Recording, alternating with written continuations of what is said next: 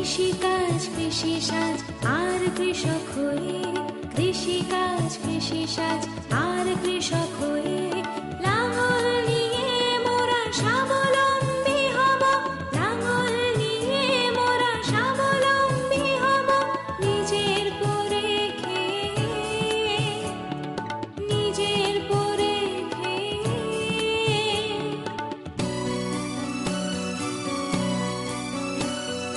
রব না পরনির্ভর, হব মোরা স্বনির্ভর। রব না পরনির্ভর, হব মোরা স্বনির্ভর, নিজের পরে খেয়ে, নিজের পরে খেয়ে।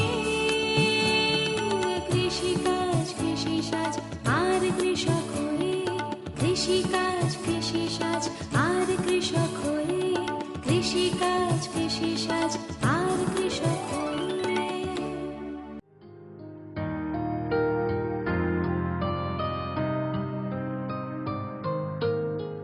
আমাদের দেশে এই ফসল বা ফলকে আলংকারিক মানের চাষাবাদের বিষয় হিসেবে দেখা হতো একটা সময়। বর্তমানে অবশ্য সাধারণ মানুষের কাছে নানাভাবে এই ফলের গ্রহণযোগ্যতা বাড়ছে বলেই এর চাষাবাদ বাড়ানোর ব্যাপারেও বিশেষ জোর দিতে দেখা যাচ্ছে। সরকারি বা ব্যক্তিগত বা গোষ্ঠীগত বিভিন্ন পর্যায়ে এই চাষাবাদের ব্যাপার লক্ষ্য করা যায়। আমাদের রাজ্যে নাগিছড়ার কৃষি গবেষণাগারে এই নরম ধাঁচের সংবেদনশীল ফসলটির চাষে বিশেষ উদ্যোগ নেওয়া হচ্ছে। চাষিদের উৎসাহিত করতে চেষ্টা করা হচ্ছে। এমন হলে মাটি তৈরি থেকে ফসল ফলা ও পূর্ণতা পেলে তা ঘরে তোলায় খুব বেশি দিন অপেক্ষা করতে হয় না। কিরকম? চাষাবাদের বিশেষজ্ঞ মানুষজনের কাছেই সরাসরি হাতে কলমে এই সম্পর্কে জেনে নেওয়া যাক।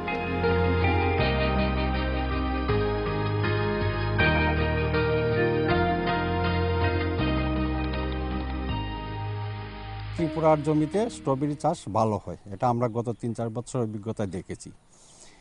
তো কি করতে হবে, একটু উঁচু জায়গা যেখানে জল জমে না সেরকম জায়গা আমরা নেব, যতটুকু পরিমাণ আমার অ্যাভেলেবল আছে সেটার উপর নির্ভর করবে।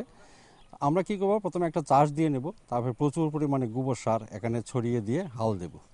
দেওয়ার পর দ্বিতীয় চাষের আগে আমরা কি করব, ব্লিচিং পাউডার, জমিটাতে স্ট্রবেরি গাছগুলি খুবই ডেলিকেট বা সূক্ষ্ম, এতে রোগের আক্রমণ খুব বেশি হয় এবং এটা মাটি থেকেই হয়। সাধারণত রোগ আক্রমণটা মাটি থেকে এখানে ছড়ায়। তার জন্য আমরা কি করি, মাটিটাকে আমরা স্টেরিলাইজ করে নিই। কি করি, আমরা স্ট্রবেরি এই ব্লিচিং পাউডার দিয়ে প্রতি স্কোয়ার মিটারে 3 গ্রাম ব্লিচিং পাউডার আমরা ছড়িয়ে দিয়ে একটা চাষ দিই। দেওয়ার পরে এটাকে আমরা পলিথিন দিয়ে ঢেকে 10-12 দিন ঢেকে রেখে দিই। তারপর সেটাকে 10-12 দিন পরে পলিথিনটা সরিয়ে তারপরে আমরা অন্যান্য চাষ শুরু করি। লাস্ট চাষের আগে আমরা কি করি, আমরা আর একটু গোবর মিশিয়ে, আর এখানে তখন গোবর মিশাই না, তখন ভার্মি কম্পোস্ট বা অন্য কিছু মিশিয়ে আমরা জমিটা তৈরি করি। জমি তৈরি করতে কী করতে হবে, ব্যাড তৈরি করতে হয়। প্রত্যেকটা ব্যাড চওড়ায় হবে 1 মিটার, আর লম্বা যতটুকু জায়গা আপনার আছে সেই অনুযায়ী হবে। চওড়ায় 1 মিটার এবং উচ্চতা হবে 20 থেকে 25 সেন্টিমিটার। এইভাবে করার পর আমরা এটাতে কী করব, এই যে এটা ঠিক মাঝখানটা যেন এরকম 2 দিক যাতে ডালু হয়, হ্যাঁ, সেইভাবে আমরা জমিটাকে মানে বাঁশ দিয়ে বা কোনো কিছু দিয়ে এভাবে করে নেব যাতে 2টা সাইডই ঢালু থাকে।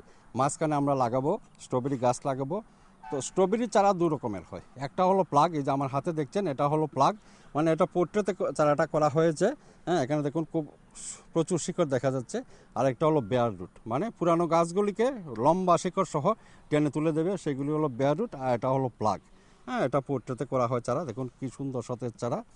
তো এই চারাগুলি আমরা যখন ব্যাডটা তৈরি করে ফেললাম, উপরে পলিমালসের জন্য পলিথিন বিছিয়ে ফেললাম, তারপর আমরা কি করব, আমরা যে সিস্টেমে চাষ করি সেটা হলো সাইডের থেকে আমরা 30 সেন্টিমিটার ছেড়ে দেব, দিয়ে 30 সেন্টিমিটারে একটা চারা হবে, তারপর 40 সেন্টিমিটারের দূরত্বে আর একটা চারা হবে। তাহলে আমার কি হলো 30 + 40 + 30, তাহলে আমার কত হলো, মোট 1 মিটার হয়ে গেল। 2 সাইডে আমি 30 সেন্টিমিটার করে ছেড়ে দেবো, আর মাঝের যে 40 সেন্টিমিটার এটার এদিকে একটা গাছ লাগাবো, সেদিকে একটা গাছ লাগাবো। তাহলে প্রতি আমরা দেখেছি 1.4 মানে 1.4 স্কোয়ার মিটারে আমরা 6টা গাছ লাগাতে পারি। আমরা যদি একটা বেড এরকমভাবে তৈরি করি তাহলে 1.4 স্কোয়ার মিটারে আমরা 6টা গাছ লাগাতে পারি। সেই হিসাবে আমাদের 1 ঘন্টায় এই 300 মোটামুটি 300-350 গাছের মতো আসে। তো এইভাবে আমরা লাগাবো, লাগিয়ে আমরা যদি যত্ন করি, এখন লাগানোর পরে এটা 3 মাস পর এটাতে মানে 2.5 থেকে 3 মাস পর ফল আসবে।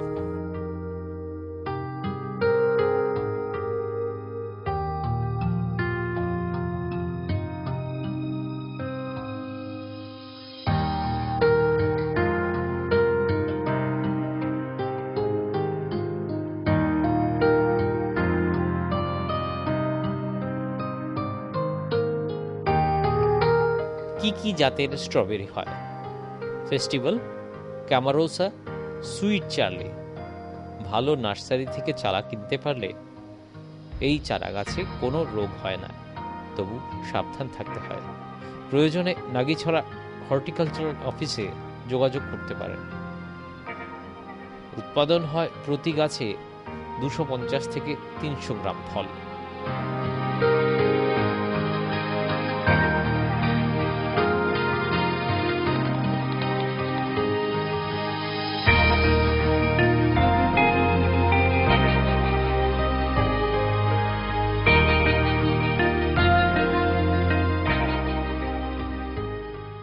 কৃষিকাজ কৃষিসাজ আর কৃষক হয়ে।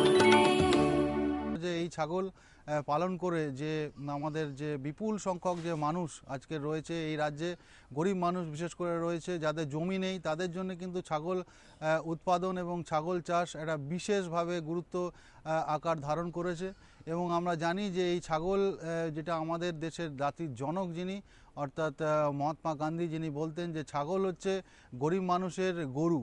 অর্থাৎ গরিব মানুষের সত্যি যে সেই ছাগল কিন্তু আমরা দেখেছি যে খুব মানে উপকারে আসতে পারে। এবং ছাগল থেকে যে উৎপাদন হয় মূলত যে বাচ্চা, এবং সেই বাচ্চাকে বড় করে 4-5-6 মাসের বয়সে তাকে বিক্রি করে দেওয়া বাজারে, এবং যার দাম 1500 থেকে 2000 টাকা। এরকম একটা জিনিস যে যার জন্যে কোনো খরচাই লাগে না। অর্থাৎ আমরা যেরকম গরু পালন করি বা শূকর পালন করি, সেখানে কিন্তু খাবার বাইরের থেকে কিনে দিতে হয়, কিন্তু ছাগলের ক্ষেত্রে আমরা দেখেছি যে সকালবেলায় ছাগলকে বাড়িতে রাখে, বাড়ির থেকে ছেড়ে দেয়, গ্রামের এদিক সেদিক ঘুরে যে খাবারটা পায় পেয়ে সন্ধ্যের সময় ফিরে আসে, আবার পরের দিন একইভাবে ছেড়ে দেওয়া হয়। অর্থাৎ ছাগলকে পালন করার জন্যে তেমন কোনো খরচা নেই, নিখরচায় ছাগলকে পালন করা যায়। এবং প্রতি 6 মাসে এরা যে বাচ্চা দেয়, অর্থাৎ বছরে প্রায় 2বার মতন বাচ্চা পাওয়া যায়। এবং এই যে ছাগলটা, এর বিশেষত্ব যেটা আছে যে এই রাজ্যে যে সমস্ত প্রাণী সম্পদ রয়েছে, অর্থাৎ গরু বা আমাদের যেটা রয়েছে শূকর বা মুরগি, কোনো জাতই কিন্তু সব দেশি জাত, কিন্তু আমরা খুব গর্বের সঙ্গে বলতে পারি যে এই রাজ্যে এমন একটা জাত রয়েছে যেটা কিন্তু সারা পৃথিবীর লোক যাকে চেনে, যার নাম হচ্ছে বাংলার কালো ছাগল, ইংরেজিতে যাকে বলে হচ্ছে ব্ল্যাক বেঙ্গল গোট। এবং এর জন্য আমরা সত্যিই খুবই গর্বিত। এই ছাগলটা শুধু ত্রিপুরা রাজ্যে নয়, এই ছাগলটা ত্রিপুরার মতন আমরা জানি যে পশ্চিমবঙ্গেও রয়েছে, উড়িষ্যার কিছু অংশে রয়েছে, ঝাড়খণ্ড, বিহারের কিছু অংশে রয়েছে, এবং উত্তর পূর্বাঞ্চলেরও কয়েকটি রাজ্যে একে দেখতে পাওয়া যায়। এবং বিশেষত এই ছাগলটা যখন আমাদের দেশ অবিভক্ত ছিল, বাংলাদেশে এর উৎপত্তি, সেই জন্য এর নাম বাংলার কালো ছাগল। যদিও এই ছাগলের গায়ের রং সবসময় যে কালো হয় তা না, কালোও হতে পারে, লাল বাদামি রঙেরও হয়, আবার কখনো কখনো সাদা হয়, কখনো কখনো বিভিন্ন কালার মিশিয়েও হয়। কিন্তু দেখা গেছে যে এই কালো ছাগলের যেটা রয়েছে সেটা হচ্ছে প্রায় যে পপুলেশনটা রয়েছে তার মধ্যে প্রায় 60 থেকে 65% হচ্ছে কালো ছাগল। সেই জন্যে এই ছাগলটার নাম দেওয়া হয়েছে বাংলার কালো ছাগল, ইংরেজিতে ব্ল্যাক বেঙ্গল গোট। এবং পৃথিবীতে এই ব্ল্যাক বেঙ্গল গোট এখন সারা পৃথিবীতে এর 2য় স্থান অধিকার করে রয়েছে। এর কারণ হচ্ছে এর মাংস যে সুস্বাদু প্রচণ্ড এর মাংস। এবং আরেকটা জিনিস যেটা রয়েছে সেটা হলো যে এর অনেকগুলো বাচ্চা দিতে পারে। অর্থাৎ আমরা যখন পশুপালন করি তখন বাচ্চা উৎপাদন ছাড়া কিন্তু তার আমরা কিছু ভাবতেই পারি না। বাচ্চা দিলেই কিন্তু সেই বাচ্চা বড় হবে, গরুর বাচ্চা দিলেই কিন্তু দুধ দেবে। অর্থাৎ বাচ্চা উৎপাদনটা একটা মস্ত বড় বিষয়, এবং যত বেশি বাচ্চা হবে ততই কিন্তু কৃষক ভাইদের লাভ হবে। এরা দেখা গেছে যে 2টো তো বাচ্চা দেয়ই, কখনো কখনো 3টে বাচ্চা দেয়, কখনো 4টে বাচ্চাও দেয়। তো এই রকম একটা বিরাট গুণ থাকার জন্যে এই বাংলার কালো ছাগলকে আমরা বলছি যে এর সঙ্গে কোনো সংকরায়ন না করার জন্যে, এবং এই বাংলা ছাগলকেই এই রাজ্যে একটা প্রতিষ্ঠিত করা, এবং সারা ভারতবর্ষের লোক যেন জানে যে বাংলার কালো ছাগল, পিওর বাংলার কালো ছাগল ছাগল একমাত্র ত্রিপুরা রাজ্যে গেলেই কিন্তু পাওয়া যেতে পারে। তো সেই কারণে আমরা এই সংস্থার পক্ষ থেকে, আইসিআরের পক্ষ থেকে এই বাংলার কালো ছাগলকে কিভাবে আরও বেশি করে উৎপাদন বাড়ানো যায় তার জন্য বিভিন্ন কাজ করে চলেছি। আমরা দেখেছি যে এই বাংলার কালো ছাগলের উৎপাদন বাড়ালে তার থেকে মানুষের অনেক অর্থনৈতিক উন্নতি হতে পারে। এবং আমরা দেখতে পাই যে একটা মা ছাগল সে বছরে যদি দুবার বাচ্চা দেয় এবং দুটো করে বাচ্চা দেয়, তাহলে বছরে সে 4টে বাচ্চা পেতে পারে। এক একটা বাচ্চা যদি 1200 থেকে 1500 টাকা যদি দাম হয়, তাহলে মোটামুটি প্রায় 6000 টাকা মতন সে কিন্তু পেতে পারে, মানে একটা ছাগল থেকে। এরকমভাবে যদি আমরা দেখতে পাই যে কেউ যদি 100টা ছাগল পুষতে চায়, তাহলে কিন্তু তার প্রায় 60,000 টাকা মতন ইনকাম হতে পারে শুধু 100টা ছাগল থেকে। কিন্তু প্রশ্ন হলো যে 100টা ছাগল পোষার জন্যে তার পদ্ধতিটা কী হবে। 4-5টা ছাগল এখন যারা রাজ্যে যে সমস্ত জায়গায় বাড়িতে আমরা গেলে পাই সেগুলো নয়, এদিক সেদিক চড়ে খাচ্ছে। কিন্তু 100টা ছাগল কি 50টা ছাগল পোষার জন্য আমার উপায়টা কি? সেই উপায়টা হচ্ছে, আমরা পিছনে দেখতে পাচ্ছি যে এখানে যে আমরা প্যাস্চার ল্যান্ড তৈরি করেছি, অর্থাৎ চারণ ভূমি যে তৈরি করেছি, ত্রিপুরা রাজ্যের বিভিন্ন জায়গায় আমরা যদি ঘুরি তাহলে দেখতে পাই যে বিভিন্ন ধরনের চড়াই উঠতাই যে সমস্ত যে জমিগুলো আছে, অর্থাৎ যে সমস্ত উঁচু জমি আছে যেখানে কোনো কিছু সম্ভব নয়, ধান চাষও সম্ভব নয়, কোনো কৃষি কাজ করা সম্ভব নয়, সেই সমস্ত জায়গায় যদি আমরা চারণভূমি তৈরি করি এবং সেই সমস্ত চারণভূমিতে আমরা যদি ছাগল উৎপাদন করি, তাহলে কিন্তু অনেক টাকা উপার্জন হতে পারে। এবং এই জাতীয় উদ্যোগ এই মুহূর্তে এই রাজ্যে তেমনভাবে আমার জানা নেই এবং সম্ভবত নেইও। আমি দেখতে পাচ্ছি যে এই জাতীয় যদি চারণভূমির মাধ্যমে যদি ছাগল উৎপাদন করা যায়, তাহলে আগামী দিনে এই রাজ্যের যেরকম উন্নতি হতে পারে, তেমনিভাবে কৃষক ভাইদের অনেক উন্নতি হতে পারে। এবং এই রাজ্যের যে মাংস উৎপাদন, বিশেষ করে যে ছাগলের মাংস, সেই ছাগলের মাংসর দাম আপনারা জানেন যে কিনতে পারা যায় না, অর্থাৎ 450 টাকার উপরে যার মূল্য বাজারে 1 কেজি মাংসের দাম। এবং সেই তাহলে বোঝা যাচ্ছে যে এই মাংসের চাহিদাটা কোন জায়গায় রয়েছে। সুতরাং আমরা যদি একত্রিত হয়ে যদি এই ধরনের চারণভূমি তৈরি করে যদি আমরা উৎপাদন করতে পারি, তাহলে কিন্তু ছাগল উৎপাদন করা যায়। এবং আমরা গবেষণার পরে আমরা দেখেছি যে একটা ছাগলের জন্যে মোটামুটি 100 স্কোয়ার ফিট, এরকম 100 স্কোয়ার ফিটে 4টে যদি জমি তৈরি করা যায়, অর্থাৎ 400 স্কোয়ার ফিট যদি করা যায়, তাহলে সারা বছর একটা ছাগল 400 স্কোয়ার ফিট, 100 স্কোয়ার ফিট একটা জমি, তারপরেরটা 100 স্কোয়ার ফিট, এরকমভাবে পরপর 4টে যদি করা যায় এবং প্রতিটা জমিতে যদি 7 দিন করে চড়ানো যায়, অর্থাৎ একদিন প্রথম দিন 7 দিন চললো, তারপরে ওখান থেকে দ্বিতীয়টায় গেল, তৃতীয়টায় গেল, চতুর্থটায় গেল, আবার প্রথমটায় ফিরে আসলো, তাহলে দেখা যায় যে একটাতে চড়ার পরে প্রায় 3 সপ্তাহ আরও 3টে জমি খালি থাকে। এই 3টে জমিতে যদি একটু জল দেওয়া যায় বা সার দেওয়া যায়, তাহলে কিন্তু চারণভূমিটাও তৈরি হয়ে যেতে পারে এবং সেখান থেকে যে ঘাসটা তৈরি হবে সেই ঘাসটা সারা বছরের জন্য এরা পেতে পারে। অর্থাৎ একটা ছাগলের জন্য 400 স্কোয়ার ফিট যদি ল্যান্ড আমরা যদি চারণভূমিতে রূপান্তরিত করি, তাহলে কিন্তু এর অনেক উৎপাদন বাড়তে পারে। আর ছাগল একটা মস্ত বড় যেটা দিক হলো যে ছাগলের রোগ খুব ক্ষমতা ভীষণ ভালো, ছাগলের ভীষণ কম রোগ হয়। কেবলমাত্র যেটা লক্ষ্য রাখা দরকার, যেহেতু এরা চারণভূমিতে চড়ে খায়, সেই কারণে ছাগলের ক্ষেত্রে যেটা দেখা গেছে যে যদি প্রতি 6 মাস অন্তর একটা করে যদি মানে কৃমিনাশক ওষুধ খাওয়ানো যায় এবং সেটা যে নিকটবর্তী যে প্রাণী চিকিৎসক রয়েছে তার সঙ্গে পরামর্শ করে যদি এটা করা যায়, তাহলে কিন্তু ছাগলের রোগও তেমনভাবে হয় না। আর যেটা হয় সেটা হচ্ছে যে ছাগলের অনেক সময় চর্মরোগ দেখা যায়, সেই চর্মরোগ যাতে না হয় তার জন্য যদি প্রতি 6 মাসে যে জলের মধ্যে একটা ওষুধ পাওয়া যায়, সেটাও প্রাণী চিকিৎসকের পরামর্শ নিলে তিনি বলে দেবেন যে কী ধরনের ওষুধ, কারণ এই ওষুধটা ব্যবহারের ক্ষেত্রে কোনো নিয়মকানুন আছে, কারণ এই ওষুধটা একটু পয়জেনাস হয়, সেই কারণে এই ওষুধটা ব্যবহারের ক্ষেত্রে ডাক্তারবাবুর পরামর্শ নিয়েই করা উচিত। সেই জলের সঙ্গে সেই ওষুধটাকে মিশিয়ে যদি এদেরকে চান করিয়ে দেওয়া যায়, তাহলেও কিন্তু এদের কিন্তু কোনো চর্মরোগ হয় না। তার সঙ্গে সঙ্গে মাঝে মাঝে যদি মিনারেল মিক্সচার অর্থাৎ খনিজ লবণ যদি একটু দেওয়া যায়, তাহলে কিন্তু এদের গ্রোথ খুব ভালো হয় এবং উৎপাদন বাড়তে পারে।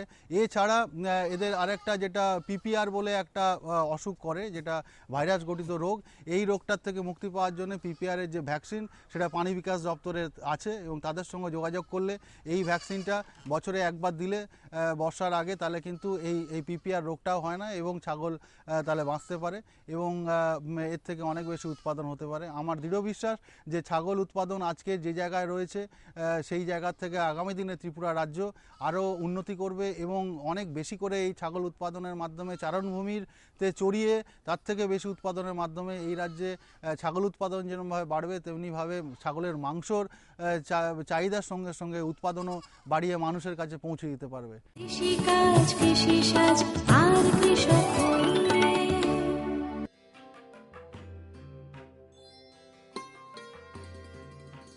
আমাদের চাষাবাদের ক্ষেত্রে যেমন আমাদের খাদ্যাভ্যাসেও একইভাবে বেশ অন্যরকম সবুজ সমৃদ্ধির যোগান দিতে পারে উচ্ছে নামের তেতো ফল বা ফসল যাই বলি না কেন।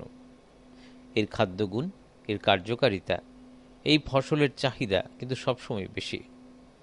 ভাজা হোক কি শুক্তো, এই তেতো ফলটি দারুণ উপাদেয়, দারুণ কাজের এবং আর্থিক সমৃদ্ধির সুযোগ করে দেবার মতোই।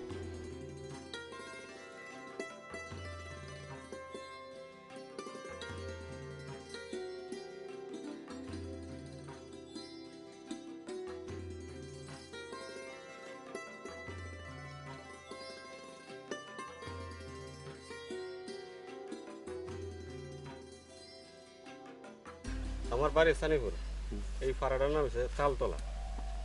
তো এই জাতটা BNR28, তো আমি 20টা আনছি ইয়ের থেকে। তো আমি এই পর্যন্ত ধরেন ধরা আরম্ভ হয়েছে 5-7 হাজার মাত্র বেচছি। তো পপকর্নের বাজারের যে রেটটা আর কি, এই রেটটা যদি পাওয়া যায় তো ধরেন প্রায় লাখ কানেক টাকা মোটামুটি দিয়ে যায় আর কি। এই তো এটা লাগানোর প্রায় 35 থেকে 40 দিনের মধ্যে ধরা যায়।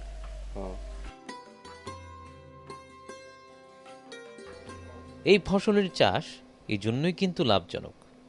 উন্নত বীজ, চাষ প্রযুক্তি, জলসেচ আরও কিছু শর্ত কাজে লাগিয়ে এই রাজ্যে উচ্ছের চাষ এখন সারা বছরই ফসল তোলার মতো পরিস্থিতিতে চলে গেছে।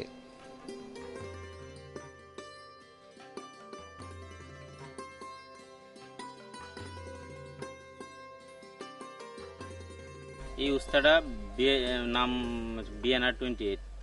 এটা 35 থেকে 40 দিনে মাল ধরা আরম্ভ হয় এবং এটা অন্য অন্য উস্তার তুলনা অনেক বেশি ফলন হয় এবং 12 মাস এটার ফলন হইতেছে এবং রোগ টোগের আক্রমণও কম। কৃষকরা নিয়ে লাভবান এবং এটা ধরা আরম্ভ হইলে মিনিমাম 3 মাস অব্দি একদম আরামসে কৃষকরা বাড়তে পারে। একদম বয়স হলো গাছ, এটা আরামসে মানে একদম লাস্ট পর্যন্ত, প্রথম যে ফলন দেয় লাস্ট পর্যন্ত ওই সিস্টেমে ফলন দেওয়া যায় এবং খুব ভালো এবং কৃষকরা নিয়ে খুব উপকৃত হবে।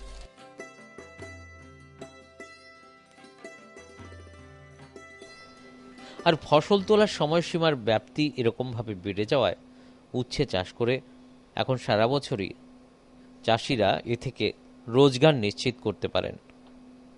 আর এই ফসল এইভাবে রোজগার দিলে উচ্ছে আপনার সমৃদ্ধির এক অন্যতম ধারক ও বাহক হয়েই উঠতে পারে।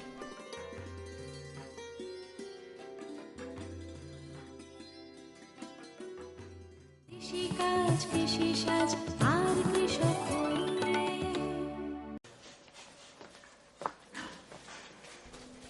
প্রাণী সম্পদের খামার আমাদের কর্মসংস্থানের সমস্যা সংকুলতার যুগে অন্যতম সহায়ক বিষয় হিসেবে সামনে আসছে। বিগত দিনগুলোতে এ নিয়ে সংগঠিতভাবে ভাবনা শুরু হয়েছিল, আর এজন্যই প্রাণী সম্পদের বিশেষ করে শূকরকে মাধ্যম করে গরিব অংশের মানুষজনকে সমৃদ্ধির সুযোগ করে দিতে সরকারিভাবেও তৎপরতা লক্ষ্য করা গিয়েছিল।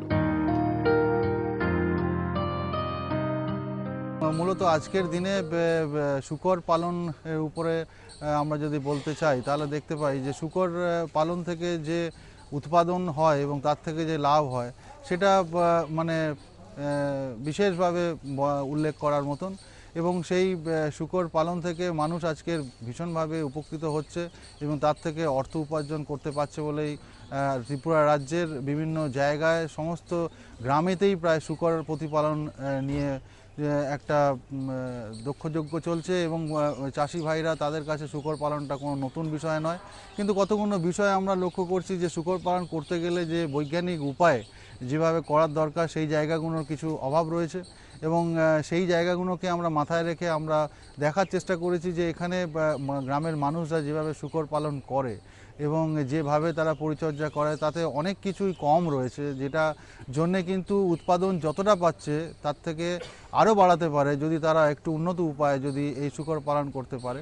প্রথম বিষয়টা হচ্ছে শূকর পালন করার জন্য যেটা দরকার সেটা হলো যে এখানকার যে জাত, কোন জাতের শূকর আমরা এখানে পালন করব সেটা আগে আমাদের ঠিক করে নেওয়ার দরকার। কারণ এখানে আমরা দেখতে পাচ্ছি যে যদিও এখানকার যে প্রাণী বিকাশ দপ্তর এবং আমাদের যে ICAR এরা দুটো অর্গানাইজেশনেরই দুটো সংস্থাই কাজ করছে এবং আমাদের প্রত্যেকের কাজের সুবাদেই কিন্তু আজকের গ্রামের বিভিন্ন জায়গায় আমরা শঙ্কর জাতের আমরা যে অনেক শঙ্কর জাতের সাদা রঙের বা সাদা কালো মেশানো এরকম ধরনের শূকর আমরা দেখতে পাই, কিন্তু তা সত্ত্বেও আমরা দেখতে পাচ্ছি অনেক জায়গাতেই এখনও কিন্তু দেশি শূকর রয়ে গেছে এবং যেটার নাম আমরা বলে থাকি যে মালি বা ডোম, এই জাতীয় নামেই তারা পরিচিত, কিন্তু তাদের উৎপাদন প্রচণ্ড কম এবং তারা বছরে একবার মতন বাচ্চা দেয় এবং 5টা থেকে 6টা বাচ্চা দেয়। তাদের গ্রোথ অর্থাৎ যে বাড়ার ক্ষমতা সেটাও খুব কম, অর্থাৎ তারা কিনা 6 মাসে মাত্র 20 থেকে 15 থেকে 20 কেজি ওজনে বাড়ে আর 1 বছরে প্রায় 40 থেকে 50 কেজি ওজনে বাড়ে। কিন্তু আমরা দেখতে পাই যে আমরা যখন শূকর পালন করছি তখন তার থেকে উৎপাদন বাড়াতে হবে, তার থেকে অর্থনৈতিকভাবে বেশি আমাদের লাভ করতে হবে। এটা যদি করতে হয় তাহলে প্রথম দরকার হচ্ছে ভালো জাতের শূকরকে আমাদের কাছে নিয়ে আসা এবং সেটা পালন করা। এবং সেই কারণে আমরা দেখেছি যে এখানে হোয়াইট ইয়র্কশায়ার, ল্যান্ড রেস এই জাতীয় যে সমস্ত সাদা রঙের যে সমস্ত শূকর আছে সেগুলো যেরকম পালন করা হচ্ছে, তার সাথে সাথে ICAR-এর তরফ থেকে আমরা কিন্তু এখানে হ্যাম্পশায়ারের যে ক্রস যে জাত যেটা রয়েছে, যেটা কালো রঙের দেখতে এবং সাদা একটা ব্যান্ড আছে ঘাড়ের কাছে, এই যে শূকরটা, এই শূকরটা কিন্তু খুব ভালো বৃদ্ধি হয় এবং সবথেকে বড় জিনিস হচ্ছে যে এ মোটামুটি 6 মাসের মধ্যে প্রায় 50 কেজি ওজনে চলে যায় এবং 1 বছরে প্রায় 90 থেকে 100 কেজি ওজনে চলে যায় এবং এই শূকরটার রোগ টোগও কম হয়। সে কারণে এই জাতীয় শূকর কিন্তু আমরা এখানে যেরকম গবেষণার মাধ্যমে দেখেছি যে খুব ভালো উৎপাদনও হচ্ছে এবং রোগ কম হচ্ছে এবং এর থেকে লাভ হচ্ছে। তো এই জাতীয় জিনিস, এই জাতীয় জাত আমরা কিন্তু মানুষের মধ্যেও বিভিন্ন গ্রামেতেও কিন্তু এদেরকে আমরা দিয়েছি এবং সেখান থেকে মানুষজন অনেক কিছু উপকৃত হচ্ছে এবং পালন করছে। এর সাথে সাথে আমরা দেখেছি যে এখানকার যে মালি শূকর, সেই মালি শূকরের একটা মস্ত বড় গুণ আছে, এটা হলো যে রোগ প্রতিরোধ করার ক্ষমতাটা অনেকটা বেশি এবং সেই ক্ষমতাটাকে আমরা রাখার জন্যে আমরা মনে করি যে এখানে আমরা একটা ডুরক নামে একটা লাল রঙের একটা শূকর, যেটা আমেরিকা থেকে পাওয়া গেছে, সেই শূকরটা এখানে আনা হয়েছে এবং সেই শূকরের সঙ্গে এখানকার যে মালি দেশি শূকর তার একটা প্রজনন করানো হয়েছে। করার পরে যে শঙ্কর জাতীয় যে শূকরটা এসছে তাতে দেখতে পাচ্ছি যে সে প্রায় 10টা থেকে 12টা মতন বাচ্চা দিতে পারে। শঙ্কর জাতের যে শূকরটা বেরিয়েছে এবং তাদের রোগ প্রতিরোধ করার ক্ষমতা অনেক বেশি এবং তারা বাড়েও অনেক বেশি, অর্থাৎ ওই একই রকমভাবে হ্যাম্পশায়ারের মতন প্রায় 6 মাসে প্রায় 40 থেকে 45 কেজি ওজনে চলে যাচ্ছে এবং 1 বছরে প্রায় 110-120 কেজি ওজনে চলে যাচ্ছে। আগে যেটা আমরা দেখছিলাম আমাদের গবেষণার মাধ্যমে যে মালি যে শূকরটা, সেই শূকর খাওয়ার ফলে যে দেখা যাচ্ছে যে তার পেটটা অনেকটা ঝুলে যাচ্ছে, পেটের মধ্যে অনেকটা ফ্যাট জমা হয়ে যাচ্ছে এবং আয়তনে অনেক পেটটা আয়তনে অনেক বেশি হয়ে যাচ্ছে। এর জন্য কি হয়, প্রজননের সমস্যা হয় এবং সেইটাকে যাতে বিলুপ করা যায় তার জন্যে আমরা যে ডুরক জাতের যে শূকরটা প্রজনন করিয়েছে, সেই ডুরক জাতের যে শূকরের গাটা খুব চিপচিপে হয় এবং এদের শরীরে মেদটা কম হয়, সেই কারণে আমরা কিন্তু এই প্রজননটা করেছি যাতে শঙ্কর জাতের যে শূকরটা আসবে তাতে যাতে কম মেদযুক্ত হয়, কম্পারেটিভলি কম হয় এবং তার থেকে যাতে প্রজননের কোনো অসুবিধা না হয় এবং সেটা আমরা খুব ভালো তার ফল পেয়েছি এবং এই ফল আমাদের যে গবেষণালব্ধ ফল, সেই ফলটাকে আমরা এখন বিভিন্ন গ্রামেতে গিয়ে মানুষের মধ্যে সেই জাতটাকে দিচ্ছি এবং তারাও কিন্তু পালন করছে এবং এর থেকে উৎপাদন পাচ্ছে। আর কিছু কিছু জায়গায় আমরা বিশেষ করে কিছু কিছু বাচ্চা যেটা লাল রঙের হয়, এই কালারটাও একটা কিন্তু লাল রঙের কালার, এই কালারটা কিন্তু মানুষের কাছে ভীষণভাবে অ্যাকসেপ্ট হচ্ছে, অর্থাৎ গ্রহণযোগ্য হচ্ছে এবং সেই কারণে আমরা আশা করছি যে আগামী দিনে এই ডুরকের যে শঙ্কর জাতের যে শূকর ছানাটা আসছে, এরা কিন্তু আগামী দিনে একটা দিশা দেবে এই রাজ্যের শূকর পালনের ক্ষেত্রে, এটা আমাদের দৃঢ় বিশ্বাস। আমরা জানি যে শূকর পালন করতে গেলে কতগুলো বিষয়কে মাথায় রাখতে হয়, শুধু জাত নয়, তার খাওয়া দাওয়ার বিষয়ে লক্ষ্য রাখতে হয়। একটা জিনিস মনে রাখার দরকার যে শূকর মোটামুটি 3 কেজি খেয়ে 1 কেজি ওজন বাড়বে, এরকম একটা ফর্মুলা রয়েছে। যে 3 কেজি খেলে 1 কেজি বাড়বে, এরকম জাতীয় একটা ফর্মুলার উপরে দাঁড়িয়ে আমরা কিন্তু চলি। অর্থাৎ 300 কেজি যদি ফিড খায় তাহলে 100 কেজি বডি ওয়েট হবে। তো এরকম জাতীয় একটা বিষয়কে আমরা মাথায় রাখি। এটা যদি করা যায় সবথেকে ভালো হয়। এবং এই জাতীয় শঙ্কর জাতীয় শূকর এরা 300 কেজি না হলেও অন্ততপক্ষে 350 400 কেজির কম খেলেও এরা কিন্তু প্রায় 100 কেজি ওজনে চলে যায়। এবং শূকর পালন করার জন্য যেটা দরকার সেটা হচ্ছে যে শূকর পালনের ক্ষেত্রে দুটো দিক আছে। একটা হচ্ছে যে আমি ওকে বড় করে বিক্রি করব না ওর থেকে বাচ্চা উৎপাদন করে বিক্রি করব। আমরা দেখেছি যে বড় করে উৎপাদন করার মধ্যে দিয়ে যে মাংসের চাহিদা মেটাতে পারে, তেমনিভাবে শূকরকে যদি প্রজননের মাধ্যমে বাচ্চা উৎপাদন করে শুধুমাত্র বাচ্চা বিক্রির মাধ্যমে যদি এই ব্যবসার মধ্যে থাকা যায় তাতে কিন্তু প্রায় 2.5% অর্থাৎ 2.5% গুণ 2.5 মানে গুণ বেশি আমরা দেখেছি বা 2.5 গুণ লাভ হয়। অর্থাৎ আমরা যদি শুধু মাংস উৎপাদন করে বিক্রি করি, যদি আমরা 10,000 টাকা আমরা যদি ইনকাম করি, আর যদি আমরা বাচ্চা উৎপাদন করি তাহলে দেখা যায় প্রায় 20 থেকে 25,000 টাকা বেশি আমার লাভ হতে পারে। অর্থাৎ এরকম একটা বেশি লাভের জায়গা আমরা দেখতে পাই যে যদি আমরা এইভাবে আমরা উৎপাদন করি। আর এইটা একটা দিক গেল। অন্য একটা দিক হচ্ছে যে শূকর পালন করতে গেলে বাচ্চা যখন হবে তখন কতগুলো জিনিস মাথায় রাখতে হবে। যে এই বাচ্চাদের যে জেনারেলি যেটা হয় সেটা হচ্ছে যে এদের মায়ের দুধে আয়রনটা কম থাকে এবং অর্থাৎ লৌহ জাতীয় পদার্থ কম থাকে এবং সেই কারণে এদের অ্যানিমিয়া একটা প্রবণতা থাকে এবং এই সময় মারা যাওয়ার একটা প্রবণতা থাকে বাচ্চা। সুতরাং বাচ্চা যাতে মরে না যায় তার জন্য এদেরকে ইনফিউরান বলে একটা ওষুধ পাওয়া যায়, বাজারে সর্বত্র রয়েছে। সেটা যদি প্রথম 3 দিন, 7 দিন এবং 14 দিনের মাথায় যদি ইঞ্জেকশনটা করে দেওয়া যায় এবং পার্শ্ববর্তী যে কোনো জায়গার যেখানে সব জায়গাতেই আমাদের পশু চিকিৎসকরা রয়েছেন, প্রাণী চিকিৎসকদের পরামর্শ নিয়ে যদি এই ইঞ্জেকশনটা করিয়ে দেওয়া যায় তাহলে কিন্তু অ্যানিমিয়ার থেকে রক্ষা পেতে পারে। আরেকটা বিষয় হচ্ছে যে শূকর বাচ্চা যতগুলো হয় তার থেকে কয়েকটা মারা যায়, কিন্তু এই মারা যাওয়ার প্রবণতাটা আমরা দেখেছি যে শীতকালে অনেক বেশি। অর্থাৎ এই যে অক্টোবর তো কোনো অসুবিধা নেই, কিন্তু নভেম্বর বা ডিসেম্বর, জানুয়ারি মাসে যে সমস্ত বাচ্চা হবে সেখানে কিন্তু বাচ্চা মরে যাওয়ার প্রবণতাটা অনেকটা বেশি। কারণ এদের যেটা হয়, এরা তাপ যখন মায়ের পেটে থাকে তখন যে তাপটা এরা পায় যখন বাইরে চলে আসে, অর্থাৎ 35 থেকে 37 ডিগ্রি সেন্টিগ্রেডের যে বডির যে টেম্পারেচারটা থাকে, দেহের যে তাপমাত্রা থাকে, সেটা যখন বাইরে চলে আসে তখন যদি একে 10 বা 15 বা 20 এই ধরনের সেন্টিগ্রেড এনভায়রনমেন্টাল টেম্পারেচারে চলে আসে তখন এরা চট করে কিন্তু শরীরের তাপমাত্রাটাকে ওরা কিন্তু মেনটেন করতে পারে না এবং সেই কারণে এদের মরে যাওয়া অনেক বেশি বাচ্চা মরে যায়। এবং সেটার থেকে যাতে মরে না যায় আমরা বলি সেটা হচ্ছে যে বাল্ব, অর্থাৎ যেটা 100 ওয়াটের বাল্ব, 3-4টে বাল্ব যদি ঘরের মধ্যে জ্বালিয়ে রাখা যায় তাহলে কিন্তু তার থেকে তাপ পেতে পারে বাচ্চাগুলো এবং বেঁচে যেতে পারে। এবং এই মরে যাওয়ার যে বিষয়টা আমরা বিশেষ করে লক্ষ্য করেছি, প্রথম, দ্বিতীয়, তৃতীয় দিন এই 3টে দিন কিন্তু ভীষণ ইম্পর্টেন্ট এবং এই 3টে দিনের মধ্যে যদি বাচ্চাগুলোকে বাঁচিয়ে দেওয়া যায় তাহলে কিন্তু মোটামুটি আর মরে না। সুতরাং আপনারা বিশেষ করে লক্ষ্য রাখবেন যাতে এই যে শীতকাল আসবে এই সময় যে সমস্ত বাচ্চা হবে তারা যেন ঠিক তাপ পায় এবং যেন অনেক বেশি বাচ্চা বাঁচতে পারে।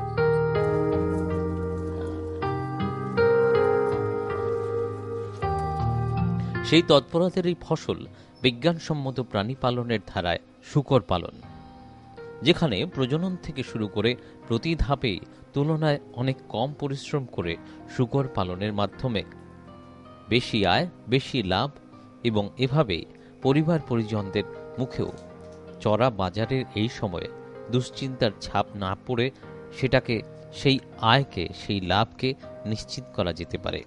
এভাবেই এক নতুন দিশায় এগিয়ে চলেছে শূকর পালন খামারের এই চর্চা।